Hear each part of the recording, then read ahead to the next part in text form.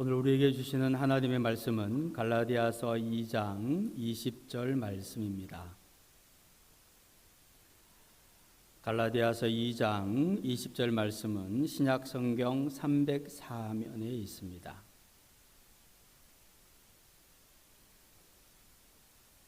갈라디아서 2장 20절 말씀 우리 한 목소리로 함께 봉독하도록 하겠습니다. 내가 그리스도와 함께 십자가에 못 박혔다니 그런즉 이제는 내가 사는 것이 아니요 오직 내 안에 그리스도께서 사시는 것이라. 이제 내가 육체 가운데 사는 것은 나를 사랑하사 나를 위하여 자기 자신을 버리신 하나님의 아들을 믿는 믿음 안에서 사는 것이라. 아멘. 오늘 말씀은 노현웅 목사님께서 교사주일을 맞이해서 말씀을 전해주시겠습니다. 노현웅 목사님은 유바디 교육 목회연구소 부소장으로 계시고 우리가 하늘숲 사역, 세대통합 사역을 시작할 때 굉장히 많은 도움을 우리에게 허락하여 도움을 주셨고 도와주신 귀한 목사님이십니다. 오늘 이렇게 말씀을 전하시게 되었는데 나오실 때 우리 큰 박수로 한번 맞이하면 좋겠습니다.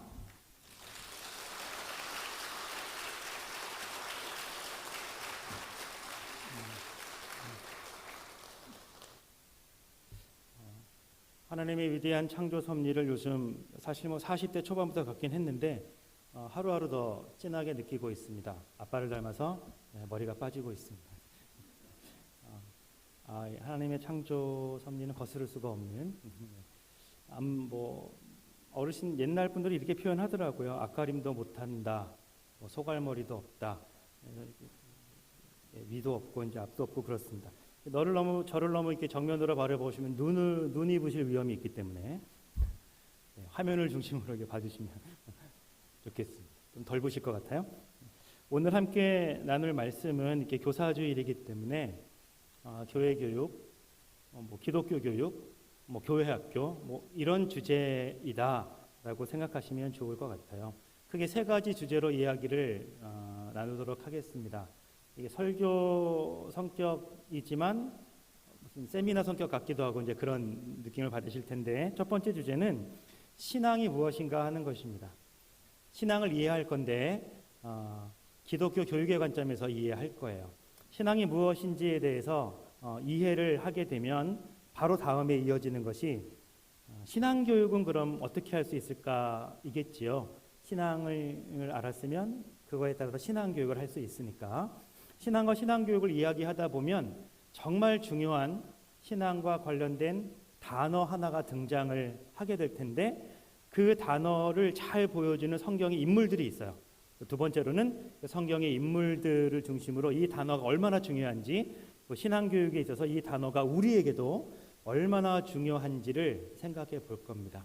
세 번째는 그와 관련해서 지금 현재 한국교회, 영주교회가 어떤 방향으로 향후 교회의 모습을 가져가야 될지 정리하면서 오늘 말씀을 나누는 것을 마치고자 합니다. 지금부터는 여기 PT 띄워주시고요. 준비가 되어 있으면 요거를 끝까지 그냥 띄워주시면 되겠습니다. 중간에 제 모습으로 바꾸지 말고. 저도 가끔 거울 보면서 섬뜩하게 느끼거든요. 그래서 심장의 충격이. 신앙이 뭘까요? 라고 물으면 아빠 교회 왜 다녀요? 이제 결혼한 자녀라 할지라도 이미 손주까지 있는데 어느 날 장성한 자녀가 아빠는 왜 교회 다녀요? 물으면 뭐라고 대답하실 거예요? 혹은 아버지가, 어머니가 나한테 너는 왜 교회 다니냐? 물으면 뭐라고 대답하시겠습니까? 같은 말이거든요. 신앙이 뭘까요? 신앙이 뭐냐고 물으면 뭐라고 대답해요? 천국문에 딱 갔는데 베드로 할아버지가 딱 서가지고 이거 맞춰야 천국문 열어줄 거야? 1번 신앙이 뭔지 적으시오 해서 못 맞추면 천국 못 들어가? 이러고 있어요. 거기 뭐라고 적으실래요? 신앙이 뭔가? 정답을 맞추기 쉽지 않은 질문이지요. 여러 가지로 답할 수 있을 거예요. 신학의 여러 분과로 생각하면 성서학, 조직신학, 혹은 실천신학, 선교학, 다양한 분야에서 나름대로 신앙에 대해서, 믿음에 대해서 정의를 할 수 있겠죠. 근데 지금 이 시간은 보고 계시는 세 가지 단어 또는 세 가지 차원으로 신앙을 이해해 보려고 합니다. 기독교 교육의 관점에서 이 세 가지 단어로 이루어지는 차원으로 신앙에는 이런 차원이 있어요라고 이해하면 신앙을 쉽게 이해할 수가 있어요. 그거보다 더 좋은 것은 신앙을 이렇게 요 세 가지 차원으로 이해를 하면 그에 따라서 신앙 교육도 그런 차원으로 하면 돼요. 신앙 교육, 교회 교육의 길도 비교적 쉽게 발견할 수 있다. 이런 구조로 오늘 한번 신앙 교육을 이해해 보려고 합니다. 첫 번째 신앙의 차원은 지식입니다. 지식. 그러니까 지금도 제가 열심히 이게 말로 뭘 하고 있잖아요. 이게 들으면 우리가 뭘 알게 되잖아요. 몽땅 지식입니다. 성경책 글씨가 적혀 있잖아요. 몽땅 지식입니다. 교회 학교에서 열심히 지금 활동을 하고 있을 텐데 그때 어떤 공과를 사용한다. 공과 책이잖아요. 모두 지식입니다. 신앙이라고 하는 것은 기본적으로 무언가를 알고 있어야 되죠. 무언가를 이렇게 알고 있지 않으면 신앙에 대해서 기본적인 말조차도 할 수 없을 테니까. 그런데 신앙에서 정말 중요한 건 지식이 아니에요. 다른 말로 하면 우리가 성경을 많이 안다고 해서 성경을 많이 외운다고 해서 신앙이 생기지 않아요. 이제 그러니까 성경을 많이 알고 외우면 신앙이 좋아져요라고 말했으면 좋겠는데 그간 이렇게 많이 성숙한 교육, 일반 교육의 발견, 성찰, 그리고 기독교 교육의 성찰의 이 시대의 결론은 사람은 아는 대로 살지 않는다는 거예요. 그렇게 열심히 가르쳤는데 그대로 살지 않더라. 교회로 얘기하면 주일에도 52주 내내 설교 듣고 새벽 기도까지 나오시는 분이 있다면 일주일에 6번 이상 설교 들으실 테고, 요즘 이렇게 인터넷 유튜브를 보든 어디를 보든 정말 설교 잘하시는 분들이 많은 설교가 있잖아요. 그럼 신앙이 좋고 말씀을 사랑하는 분들이 한 주가 지나면 설교를 몇 편이나 듣게 될까요? 본인의 경우는 설교를 몇 편이나 듣습니까? 그렇죠. 네. 우리 좀 대화 좀 해요. 청소년 자녀를 둔 가정 같이 하지 마시고 많이 듣겠죠. 많이 듣는 분은 10편 이상 한 주에 들을 수도 있어요. 그런데 설교를 그렇게 많이 듣는데 내 성질머리 하나 못 고치는, 내가 안 변해, 말씀에 대해서는 그렇게 유창하게 많이 알고 있는데 도무지 그 삶이 변하지가 않아요. 한국에는 매주 기적이 일어나는데 어떤 기적이냐 하면 주일에는 신자가 많은데 월요일만 되면 신자가 싹 사라지는 기적. 죄송합니다. 영주교회 말고 다른 교회들 얘기해요. 한국에는 썬데이 크리스천은 많은데 먼데이 크리스천은 없더라. 이게 한때 한국이 폭발적인 한국교회가 부흥성장하니까 많은 외국의 교회에서 어떻게 한국이 그렇게 놀랍도록 한국교회가 성장할 수 있었는지를 배우러 왔어요. 그러니까 교구나 구역을 배우러 온 거죠. 옛날 얘기예요. 그때 많은 해외교회 대표들이 와서 탐방도 하고 배우기도 하고 세미나도 듣고 한 다음에 돌아가면서 내린 여러 결론 중에 하나예요. 한국 교회가 놀랍도록 성장한 것은 맞는데 한국 교회는 월요일만 되면 신자가 사라지더라. 구역과 교구가 정말 좋은 구조이긴 하지만 진짜 신앙을 만들어내는 것에는 아쉬움이 있더라. 이런 진단을 했어요. 근데 그 진단이 지금도 마찬가지인 것 같아요. 우리가 무엇을 안다고 해서 하나님을 더 신앙하게 되지 않아요. 한 가지 여쭤볼게요. 신앙 고사, 성경 신앙 시험이라고 할까요? 있다고 쳐요. 그런 거 없지만 있다고 쳐요.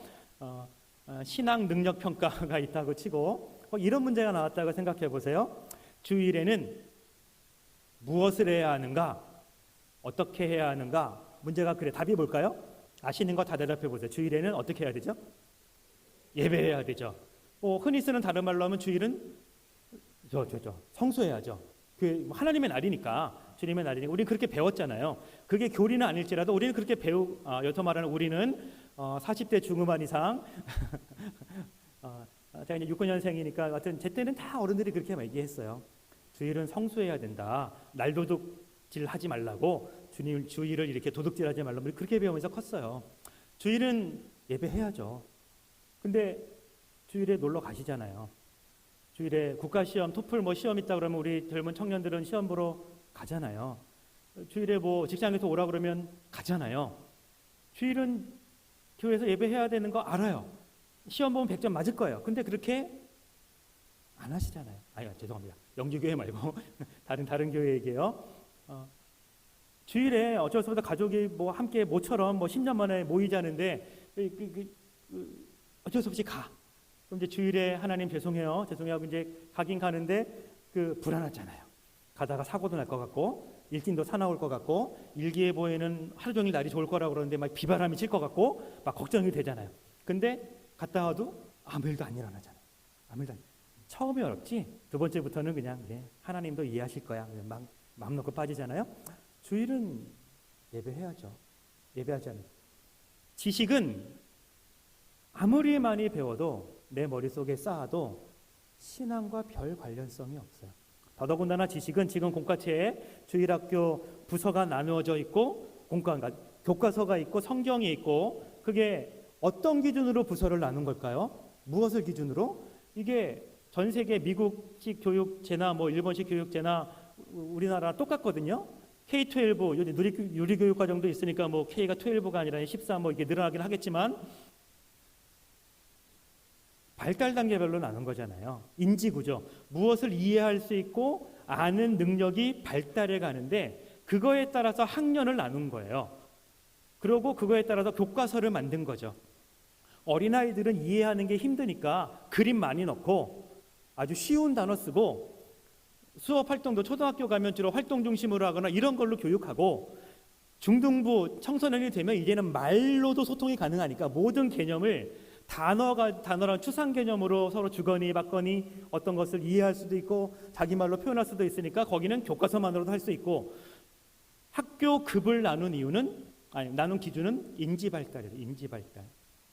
우리 나름대로는 한국교원대학교를 나와서 전공이 교육학이거든요. 그리고 이제 박사는 기독교 교육학을 했기 때문에 교육에 대해서 나름 할 말이 많은 사람인데 제 아내는 초등학교 교사고 한국교원대학교에서 만나가지고 결혼해서 이제 CCC를 했었는데 하라는 선교는 안 하고 연애만 하다 이렇게 결혼을 해서 교육에 대해서 할 말이 많은데 일반 학교의 K-12 학교급의 구분 기준은 인지 발달이라고요. 무언가를 가르치겠다는 거예요. 교과서에 있는 내용을 잘 가르쳐서 알게 하겠다는 게 학교 교육의 목표예요. 왜 그럴까요? 시험 봐야 되니까. 근데 그거하고 똑같이 교회 교육도 하고 있어요.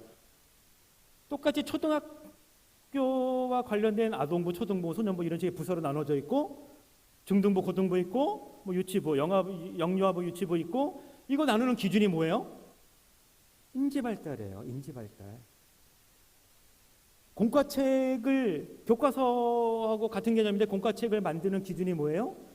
인지발달이에요. 무언가를 알려주겠다는 거죠.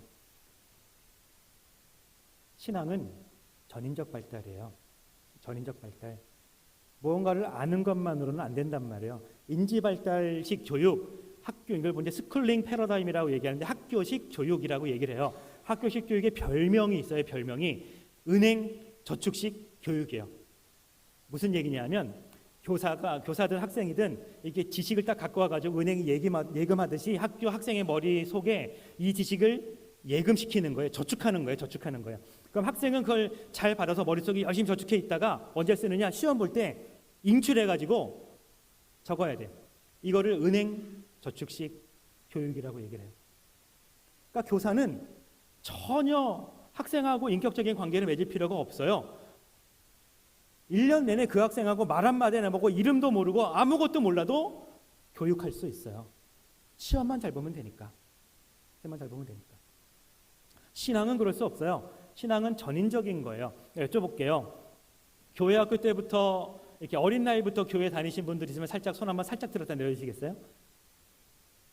그렇죠? 네, 그렇죠. 마음속으로 주신 분도 꽤 계실 거예요. 안 보였지만, 자, 그분들 중에 여쭤볼게요. 나는 지금도 매주 주일학교 때 선생님이 말씀하신 공과책의 내용하고 말씀이 다 기억나고 그 은혜와 감격으로 여전히 내가 교회 다니고 있다. 손 들어주십시오. 뭐 멀리 갈 필요도 없어. 지난주 설교 말씀이 생생하게 기억난다. 손 들어주십시오. 들으셔야지. 영지교회는 다른 교회는 하나도 기억 못하거든요. 제가 출석하는 교회는 하나도 기억 못해요. 그런데 그건 모르겠고 그냥 교회 학교 때 간식 먹고 선생님하고 놀고 아이들하고 놀고 수련회 가고 뭐 여름 성경학교 하고 이렇게 모닥불 피워놓고 기도하라고 모닥불 피워놨더니 밤새 기도는 안 하고 연애질 하고 이제 하여튼 그런 기억은 여전히 생생하다. 잠깐 손 살짝 들었다 할게요. 여러분, 교회를 계속 다니게 만드는 신앙은 공과책에 있지 않아요. 선생님의 말에 있지 않아요. 성경에 있지 않아요. 약간 조심스러운 말이라 정확하게 표현하면 선생님이 들고 계신 성경이 사람을 바꾸는 게 아니고 이 성경 가지고 열심히 말하고 있는 그 선생님이 사람을 바꾸는 거예요. 성경의 이야기를 하는 부모가 사람을 바꾸는 거예요. 지식은 신앙을 형성하지 못해요. 부모가 신앙을 형성할 수 있어요. 자녀들의 경우에. 내 옆에서 신앙인답게 살아가는 나의 동료 신앙인이 나의 신앙을 바꾸는 거지, 형성시켜주는 거지, 열심히 성경 공부하고 아카데미 참여한다고 신앙이 형성되지 않아요. 형성된 신앙이 체계화되고 깊어지고 잘할 수는 있죠. 그런데 열심히 지금 한국교회는 가르치고 있잖아요. 부서가 나눠져 있고 공과책이 있다는 것은 지식을 가르치겠다는 거예요. 왜 세례를 한때, 지금 우리 교단은 회개하고 바꿨지만 왜 세례를 중학생부터 줬을까요? 왜 그랬을까요? 이유는 딱 하나예요. 인지발달 때문에요. 세례 문답에서 주거니 받거니하고 그 사람의 신앙을 확인할 때 나오는 모든 문답의 내용은 추상적 개념이에요. 하나님, 그럼 여러분 하나님은 벌써 하나님이란 단어로 하나님에 대한 많은 것을 상상하고 말할 수 있잖아요. 아이들은 그게 안 돼요. 이거는 이제 형식적 조작기라고 얘기하거든요. 무언가를 개념으로 이해할 수 있는 나이는 중학생 이후부터나 가능해요. 그 전에는 하나님이란 단어로 하나님을 모르기 때문에 그림, 선생님의 모습, 찬양 이런 보조제를 써서 하나님을 설명해야 돼요. 아동부서 이하는. 근데 세례 문답 때 쓰이는 모든 단어가 추상 개념이기 때문에 아동기, 초등학년기까지는 세례 문답으로 신앙을 확인할 수 없어요. 그래서 중학생부터 세례를 준 거예요. 중학교 1학년이 딱 되면 갑자기 없던 신앙이 확 생겨서 그 때문이 아니에요. 이미 신앙은 있는 거죠. 신앙은 전인적 발달이기 때문에 태어나면서부터 신앙이 있는 거예요. 근데 그걸 인정하지 않고 중학생부터 세례를 준 거예요. 우리 교단은 회개했어요. 그래서 지금은 유아 세례도 있고 아동 세례도 있고 성인 세례도 있고 이렇게 세례 주고 있죠. 무슨 얘기입니까? 지식 차원에서 신앙 교육을 아무리 열심히 한다고 해서 신앙은 생기지 않아요. 신앙이 생기려면 그 이상이 있어야 되는데 최소한 신앙이 두 번째 차원인 신념까지라도 가면 그 사람은 목에 칼이 들어가니 실제로 목을 칼이 뚫고 지나가도 하나님 배신하지 않습니다. 부인하지 않습니다. 순교자들의 신앙 차원을 보통 신념까지는 갔다고 보거든요. 내가 죽으면 죽었지 하나님 부인할 수 없는 거예요. 내 가족이 몽땅 죽어나가도 하나님 부인할 수 없는 거예요. 교회에서 불이 나서 다 타 죽어가도 하나님 부인하지 않는 거예요. 이거는 신념 차원까지 간 신앙이에요. 내가 회사에서 잘리고 무슨 불이익을 당해도 주일에는 기필코 예배 나오는 거예요. 이게 신념까지 간 신앙이에요. 그럼 중심은 뭐냐? 거기서 뭐가 더 나갔다는 얘기인데 그 중심은 뭔데? 이렇게 설명할 수 있을 거예요. 보통 원초적 신념이라는 말이 있어요. 원초적 신념이라는 말은 신념에서 얘기하는 건데요. 나라는 존재를 구성하고 있는 정말 중요한 어떤 사실들이에요. 정말 중요한 어떤 사실들은 그걸 중심으로 나라는 존재를 구성해요. 그래서 이게 부인되면 그 사람은 인생이 나락으로 갈, 인생이 무너질 수 있는 어떤 중요한 사실들이 있다는 거예요. 어떤 사실들이냐면 나는 남자다, 나는 여자다, 이분이 내 부모님이다, 나는 한국인이다, 이런 사실들이에요. 이런 몇 가지 중요한 사실들은 내가 태어나면서부터 결정되어 있기 때문에 나는 그때부터 아주 오랜 기간 동안 이런 사실들을 중심으로 나의 인생을 조직해 나가요. 이게 부인되거나 망가지면 인생이 좀 상당히 힘들어지는 거예요. 지난 16년 동안 나는 내가 남자인 줄 알고 살았어요. 그런데 어느 날 내가 여자인 거예요. 그럼 이 아이는 엄청난 방황과 갈등의 기간을 거쳐야 돼요. 인생의 존재 기반이 무너졌기 때문에요. 얼마의 시간을 고민하든 고생하든 방황하든 언젠가는 결단을 내려야 돼요. 이제까지 남자로 내 인생을 구성해 왔는데 그걸 송두리째 부인하고 여자라는 것으로 다시 인생을 구성해 가든지, 아니면 계속 내 본질은 부인하지만 남자로 살아갈 건지, 아니면 필요에 따라서 왔다 갔다 하면서 살 건지 결정해야 돼요. 지난 16년 동안 나는 지금의 아빠가 내 아빠인 줄 알고 살았어요. 근데 16번째 생일이 되던 날 갑자기 평소답지 않게 아빠가 진지하게, 야, 너도 이제 많이 컸으니 내가 이제 말해줄 때가 되었구나 라고 하면서 말씀을 하시는 거야. 사실 나는 너의 진짜 아빠가 아니다. 너의 진짜 아빠는 옆집 아저씨다. 이렇게 얘기를 해요. 보통 이 시점에서는 그럼 이 아이는 엄청난 방황과 갈등, 고민의 기간이 얼마인지 어쨌든 그거를 거친 다음에 결정해야 돼요. 지금까지 내 인생은 이분을 아빠로 구성해 왔고 그게 내 존재인데 그걸 송두리째 무너뜨리고 옆집 아저씨를 내 아빠로 재구성해 갈 건지, 그냥 이 아빠를 내 아빠로 계속 구성하며 살 건지, 아니면 한 달의 절반은 옆집 아빠, 한 달의 절반은 이 아빠 이러고 살 건지 결정해야 돼요. 인생의 존재 기반이 무너졌기 때문에. 지난 26년 동안 나는 내 인생의 주인이 나인 줄 알고 살았어요. 근데 어느 날 그분이 나한테 오더니 내 인생의 주인은 자기라는 거예요. 지금부터는 네 인생의 왕좌에서 내려와서 나의 말씀과 나의 뜻에 따라 인생을 재구성해 가라는 거예요. 그러면 결단해야 돼요. 내가 인생의 주인으로 지금까지 26년을 내 인생을, 나의 존재를 구성해 왔는데 이거를 송두리째 부인하고 이제는 그분의 뜻과 말씀대로 내 인생을 다시 조직해 갈 건지, 아니면 그냥 살아온 대로 살아갈 건지, 아니면 주일에는 그분 따라, 월요일부터는 그냥 내가 주인인 대로 살아갈 건지 결정해야 돼요. 중심의 변화는 그분과 그분의 말씀으로 내 인생을 다시 구성하는 거예요. 신앙은 지식으로 형성되지 않습니다. 하나님을 부인하지 않고 살아가는 신념도 넘어서서 내 인생이 완전히 하나님을 몇 살에 만났건 완전히 내 인생, 내 존재가 재구성되는 단계까지 나아가는 것은 절대 이 티칭이라고 하는 학교식 스쿨링 패러다임으로는 형성될 수가 없어요. 중심의 변화가 신앙이고 중심을 변화시키는 교육이 신앙교육이에요. 이런 교육이 가능하려면 방법은 하나밖에 없습니다. 그 얘기하기 전에 먼저 이렇게 중심의 변화를 보여주는 성경의 새 인물을 만날 거예요. 한번 다음 건 넘겨주시겠어요? 네. 오늘 본문 말씀 얘기도 하죠. 갈라디아서 말씀은 개역 한글판으로 읽거나 개역 개정으로 읽거나 혹은 더 쉽게 번역한 번역본으로 읽거나 내용이 거의 똑같아요. 이건 거의 변화가 없는 말씀이라고 하는, 이건 지금 새 번역 말씀입니다.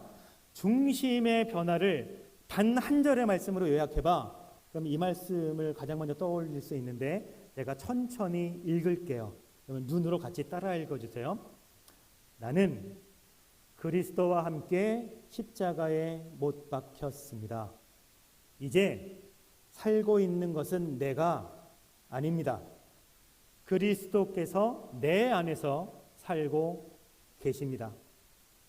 내가 지금 육신 안에서 살고 있는 삶은 나를 사랑하셔서 나를 위하여 자기 몸을 내어주신 하나님의 아들을 믿는 믿음 안에서 살아가는 것입니다. 이게 중심의 변화예요. 이 말씀은 그저 암송구절 좋은 말씀이 아니고 바울의 인생 고백이에요. 밤에색 가는 길에 예수를 만난 이후 자기 인생이 송두리째 변화하고 재구성되고 있는 과정을 고백한 거예요. 두 번째 말씀입니다.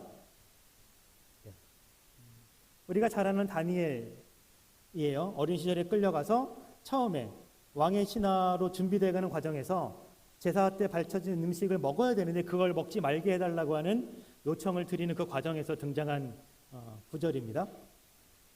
이 중에서 살펴보고 싶은 것은 두 번째 줄 가운데에 있는 표현이에요. 마음을 먹고, 마음을 먹고. 다른 말로 하면 옛날 개역 이 번역 전에는 뜻을 정하여 이렇게 번역했어요. 다니엘은 뜻을 정하여 이렇게 표현했습니다. 마음을 먹었다, 뜻을 정했다, 결단했다, 뭐 작정했다, 다 같은 표현인데요. 어떤 것을 하기로 굳게 마음을 먹은 거죠. 이것을 히브리 원어 성경은 이렇게 표현해요. 히브리인들의 생각 속에 작정하고 결단하고 뜻을 정하는 것은 이렇게 하는 거지라는 생각이 반영된 직역입니다. 직역. 마음을 먹는다는 표현은 히브리 말로 심장, 실제 여기 심장 얘기하는 거예요. 우리 신체 구조. 심장 위에 올려놓는 거예요.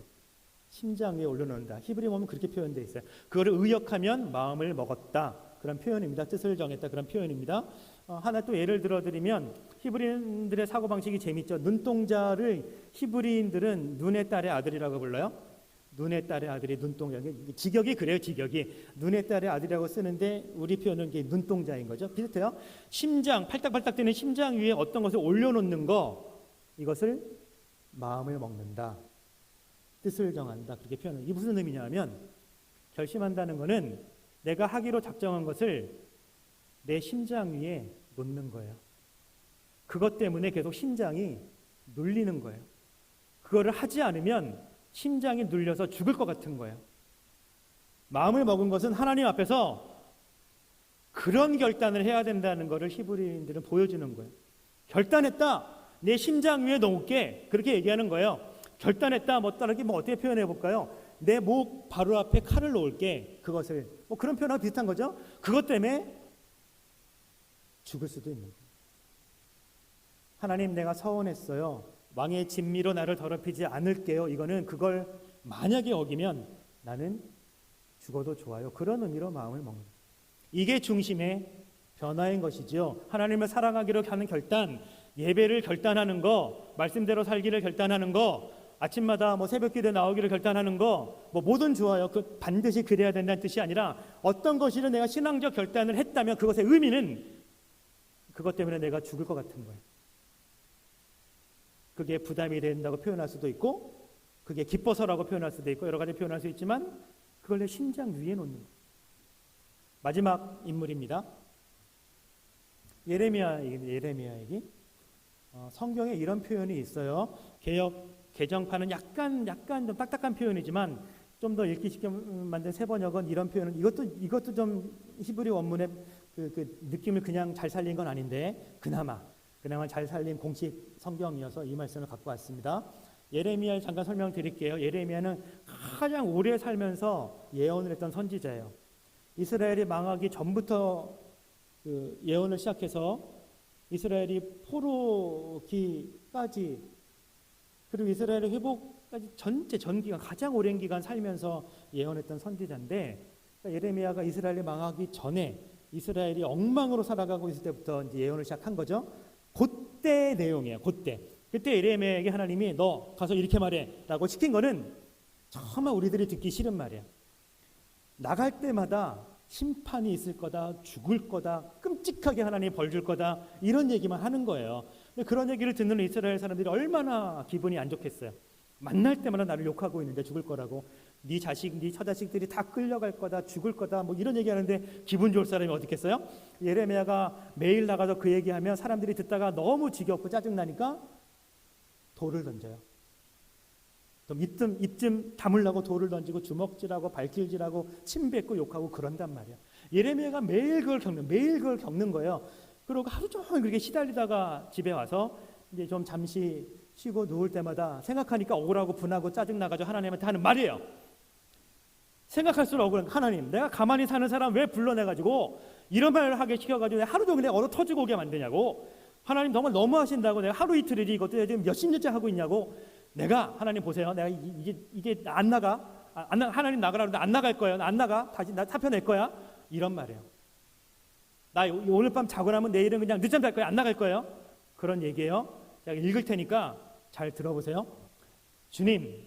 주님께서 나를 속이셨으므로 내가 주님께 속았습니다. 처음에 예언하라고 해서 내가 그런 거룩한 일을 아멘 했는데 그게 아니었다는 얘기죠.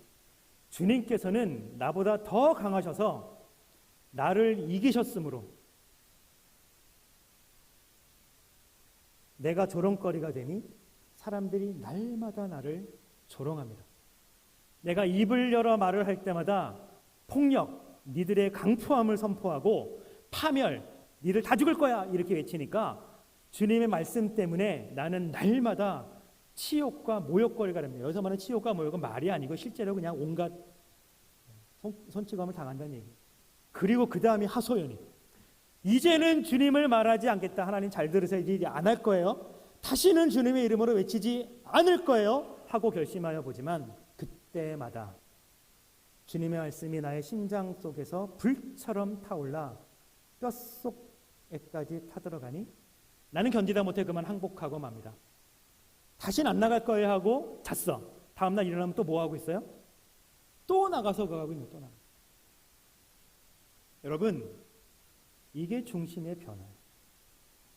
하나님 말씀을 조금이라도 어기려고 하면 그럴 이유가 5만 가지 있더라도 내 안에서 불타오르는 하나님의 강함이 있어요. 다른 말로 주님의 사랑이 나를 이기셨으므로 또 그렇게 살아가는 거예요. 또 그렇게. 그것 때문에 불이익을 당하고 눈을김을 당하고 야, 쟤는 아직도 원시인처럼 교회라는 곳을 다니냐 이런 말을 듣고 요즘 청년들이 그런 말 들으면서 신앙생활 하거든요. 오직 갈 곳이 없어서 교회를 가냐고. 그래도 주님을 찾는 이게 중심의 변화입니다. 다음 것으로 넘겨주시면 됩니다. 다시 처음 것입니다. 신앙은 지식만으로 안 됩니다. 신념 차원까지 가야 되고 그 중심이 하나님까지 가야 돼요. 문제는 그거죠. 아, 그렇게 교육하면 되겠구나는 알겠는데 그런 교육을 어떻게 할 수 있어요? 방법은 하나밖에 없습니다. 교과서로는 절대 되지 않기 때문에 그런 방법은 딱 하나요. 부모가 보여줘야 돼요. 교사가 보여줘야 돼요. 우리 교회 신앙의 선배들이 신앙의 후배들에게 이게 신앙이야 보여줘야 돼요. 기도의 끝까지 내려가 본 사람이 깊이까지 내려가 본 사람이 기도를 알려줄 수 있어요. 말씀의 맛을 제대로 본 사람만이 말씀을 알려줄 수 있어요. 예수님을 만난 사람이 예수를 알려줄 수 있어요. 공과책에 쓰여진 예수를 1시간 내내 떠든다고 예수를 알려줄 수는 없어요. 예수처럼 살아가는 거 딱 하나 보여주면 돼요. 그러면 신앙은 전수할 수 있어요. 부모가 자기 자식에게, 선생님이 학생들에게 해줄 수 있는 유일한 교육은 어쩌면 딱 하나밖에 없을 거예요. 나의 변화예요. 한 주를 살았으면 그만큼 이만큼 더 변한 나의 모습으로 서로를 만나야 되고 자녀를 만나야 되고 학생을 만나야 되고 예배에 나와야 돼요. 하향평준화 되지 말고 그게 중심의 변화고 중심의 변화를 일으키는 교육입니다. 이런 것이 가능하려면 근본적으로 이제 나의 변화가 필요한데 그러니까 성경 공과책을 교육하지 말라는 게 아니고 이런 신앙의 형성, 성장, 전수는 신앙의 본모습을 보여주는 사람들이 모여있을 때만 가능해요. 여기서 신앙이 형성되고 성장하고 전수되고 있을 때 교회 학교는 비로소 신앙을 심화시키고 체계화하고 거기에 역량을 더하고 강화해서 제자로 만드는 진짜 교육을 할 수 있는 거예요. 그럼 이런 교육은 어디서 이루어져야 되나? 신앙의 형성은 가정에서 이루어져야 돼요. 기본적으로 가정에서. 자녀의 신앙 교육은 교회 학교에 위탁하는 게 아니고 주중에 부모의 책임하에 실제로 6일 동안 진행돼야 되는 거예요. 그런데 그러지 않잖아요. 부모가 그 교회 학교에 내 자녀를 위탁하고 집에서는 아무것도 안 하고 이제 입시를 위한 매니지먼트만 하면 되니까 가정에서 내가 신앙의 교사로 나의 신앙은 이런 거에 보여주는 일을 하지 않으니까요. 그럼 자녀들이 신앙을 배울 수가 없지요. 교회에서는 지식만 배우게 되고 그럼 신앙이 없는 거예요. 그러니까 아이들 입장에서 보면 우리 부모님은 교회 다니는 부모지 기독 부모가 아닌 거예요. 평소에 나에게 해주는 말, 나의 생활관리 이것만 보면 교회 안 되는 옆집 엄마하고 다르지 않은 거예요. 똑같은 거예요. 그러니까 이 아이는 교회 다니는 부모라고 할지라도 결국 받는 영향력은 세속 부모의 영향력을 받는 거예요. 그럼 이 아이는 신앙인으로 자라가지 않아요. 그럼 수능 기도회라는 걸 교회들이 많이 하잖아요. 수능 기도회.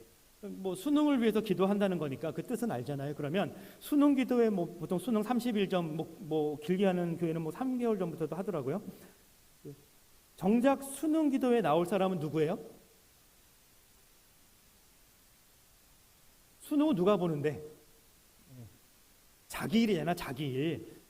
그러면 자녀들이 나와야지, 수능 기도회니까. 근데 누가 나와요?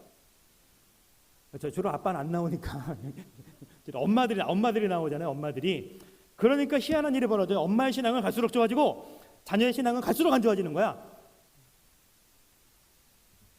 수능 기도 자체도 자식의 성공을 위한 세속적인 기도일 때가 많으니까.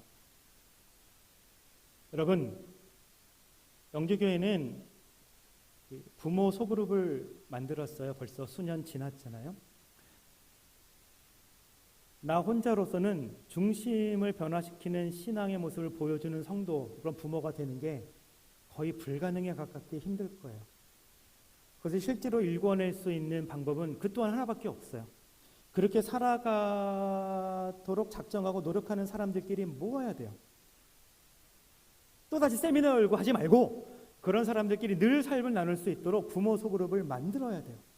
거기서 한 주간 동안 어떻게 노력하고 고분분투하고 실패도 하고 성공도 하고 했는지 우리가 함께 손잡고 주 예수께 받은 것을 자녀에게 전해줄 수 있도록 부모가 될 수 있을지 같이 노력해야 돼요. 지금 한국교회가 한 가지 깨달아가고 있는 게 있는데요. 더 이상 교회 중심으로 무언가를 가르치는 교육으로 성도들이 바뀌지 않는다는 걸 깨달은 이후로 살아가는 이야기가 비슷한 사람들, 다른 말로 하면 생애 주기가 비슷한 사람들, 더 쉬운 말로 하면 부모는 부모끼리, 노년은 노년끼리, 그리고 그 사이에 끼인 중년은 중년끼리 소그룹을 만들어서 살아가는 이야기 속에서 하나님 이야기를 나누도록 교회의 모습을 바꾸는 거예요. 그게 현재 한국교회가 이제서야 깨달아가기 시작한 하나의 중요한 목회 방향이에요. 근데 영주교회는 벌써 진작에 시작했으니까 제가 다니는 교회는 올해부터 3040 교구를 만들었더라고요. 근데 3040은 부모라는 게 연령별로 그냥 끊었으니까 나눠서 부모 얘기를 하지 않아요. 뭐 대부분이 부모이긴 하니까 하지만 연령으로 좀 아쉬움이 있는데 어쨌든 영주교회처럼 부모는 부모끼리 사실 자녀를 낳는 연령은 제각각이니까 고등학교를 딱 졸업하는 나이는 꼭 40대 딱 지나면 그런 나이가 오는 게 아니잖아요. 또 부모는 부모끼리, 노년끼리, 중년끼리 하는 것이 유일하게 교회 전 세대가 신앙을 형성하고 그 신앙을 함께 성장하게 만들고 전수해 줄 수 있는 교회의 모습이에요.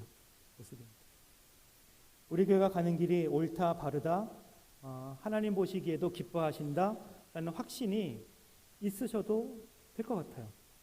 그렇게 말씀드리고 싶거든요.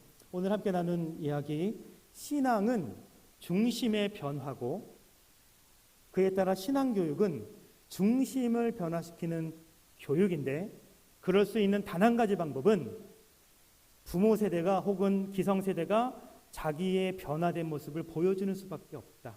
이것은 홀로 하기 힘들기 때문에 우리가 함께 변화해가는 공동체의 소그룹을 만들어야 한다. 이게 영주교회가 모든 세대, 전 세대가 함께 가져가야 되는 교육의 기본 모습일 겁니다. 이제 기도하겠습니다. 하나님, 지금 이 자리에 영주교회가 있게 하시니 감사합니다.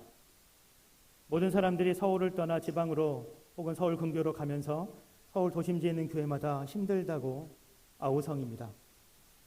그때 이곳에 있는 교회는 신앙이 형성되고 성장하고 전수되는 살아있는 역사를 보여주고 모든 교회가 죽겠다고 할 때 교회를 살리는 교회가 되고 모든 성도가 신앙을 잃어갈 때 성도를 살리는 성도의 참모습을 보여주는 교회로 우리 영주교회를 사용하여 주옵소서. 예수님 이름으로 기도합니다. 아멘.